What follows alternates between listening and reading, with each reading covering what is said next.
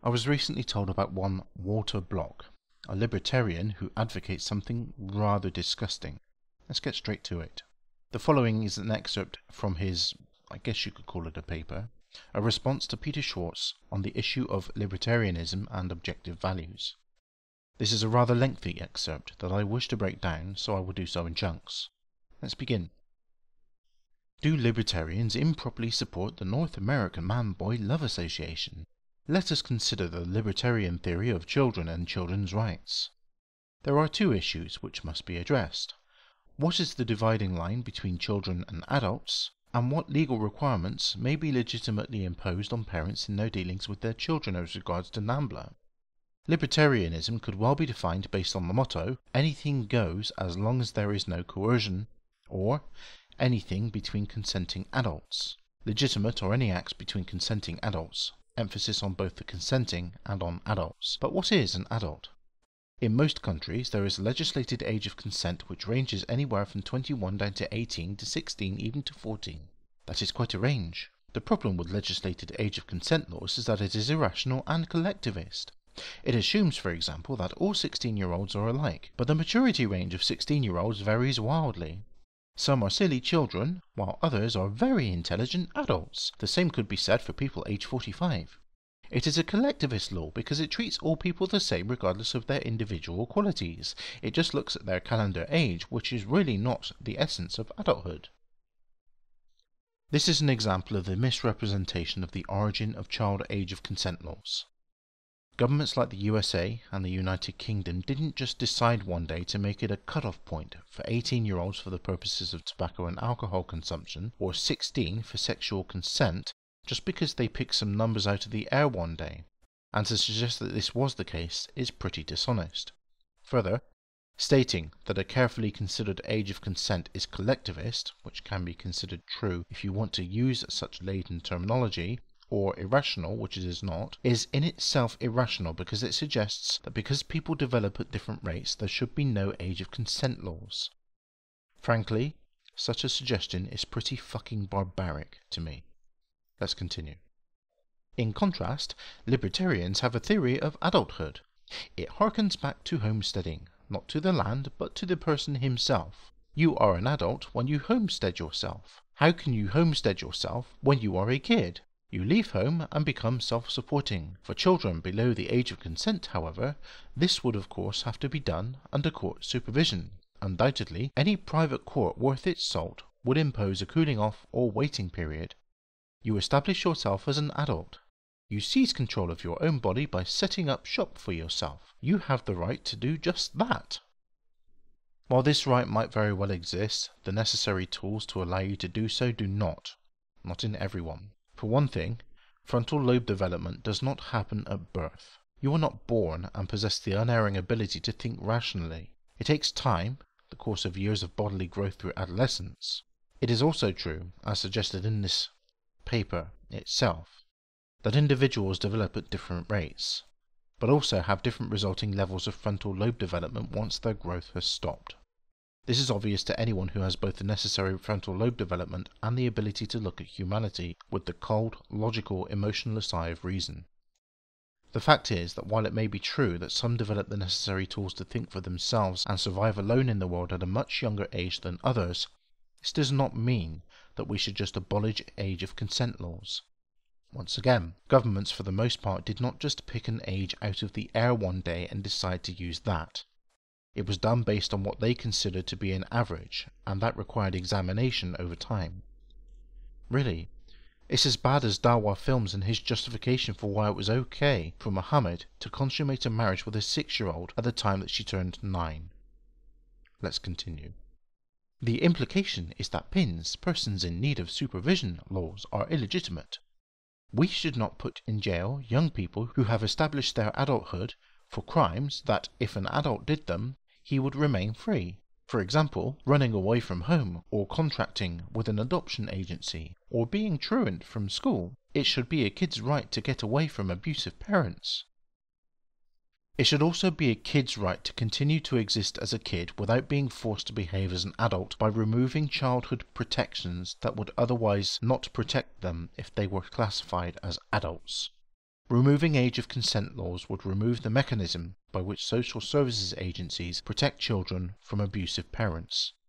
As for contracting, it's interesting how libertarians insist on framing every single fucking aspect of life like it's a fucking business transaction. Moving on again. When you homestead yourself, when you run away, when you contract with another adult to take care of you, then you are on your own. This, in effect, is a secession from one's parents. But this would occur in only the most exceptional of cases. In more ordinary circumstances, libertarians join the view of the populace at large that statutory age limits are a reasonable aspect of the law. Wait, what the fuck is it with these people contradicting themselves? First of all, this guy states that age of consent laws are irrational and collectivist, and now he says that statutory age limits are reasonable aspects of the law. What the fuck is wrong with these people? Is it irrational or is it reasonable? It can't be both. Moving on. Yes, they are arbitrary. Yes, they will miscategorize some children as well as adults. Wait, what? We've just been over this.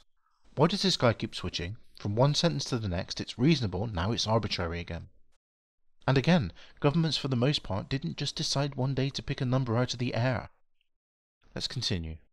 Consider a boy aged 17 or over, where this is the statutory cutoff between adults and children. The idea of him joining the North American Man-Boy Love Association and engaging in sex acts with adult men is personally repulsive to me. I dispute this statement. I think this is lip service. I'll explain why later, but let's go on. But, as a libertarian, I have to realize that only coercive acts against such a youngster should be punishable, not non-coercive ones. If a 17-year-old is an adult and voluntarily wants to have sex with an adult homosexual man, I may not like it. I may be revolted by it. Why? What is wrong with gay sex? I'm not gay and I have no attraction to men whatsoever, but what is so repulsive about it? Come on, Mr. Block. What is so repulsive? But gays too have rights. They should not be put in jail for consensual behaviour with adults of a young age. This is why being gay being considered as a crime was abolished in the UK some decades ago, precisely because being considered a criminal for being gay was not a moral position to take. Let's get on with it. What of the rare and exceptional underage child who wins adult status through a court? Before such a person could engage in legal sexual relations with an adult, whether homo or heterosexual, he must be considered an adult in order to do so. He must be mature enough to set up a home for himself, and this must be approved of by a judge. But once all of this is attained, then an adult of any age, e.g. an exceptional child of any age, may engage in sexual relations with anyone he wishes.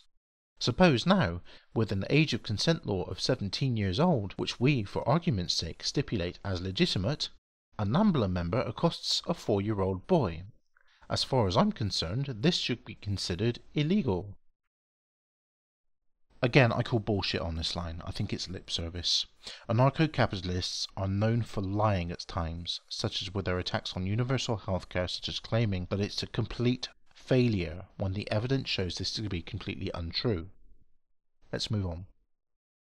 Any parent who allows this to happen should be found guilty of child abuse, which implies not only losing charge of his son, but also a jail sentence. However, there is one exception to this rule. This presumably will drive Schwartz to apoplexy.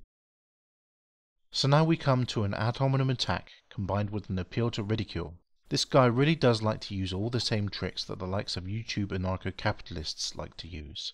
For the record, I would agree with Mr. Schwartz in his apoplexy, because this is certainly a fucking sick and twisted ideology these people follow when they can come out with shit like this. Suppose that there is a starvation situation and the parent of the 4-year-old child who is not an adult does not have enough money to keep him alive. A wealthy NAMBLA man offers this parent enough money to keep him and his family alive if he will consent to his having sex with the child. We assume further that this is the only way to preserve the life of this 4-year-old boy. Why would you assume this? Why assume it all outside of a major war and the destruction of the infrastructure of the society, the deaths of the majority of the civilian population, as well as the loss of major military and civil policing? That the only option for a parent of a 4-year-old child would be to turn to a kiddie fiddler, a fucking child rapist, or to let their child die of starvation.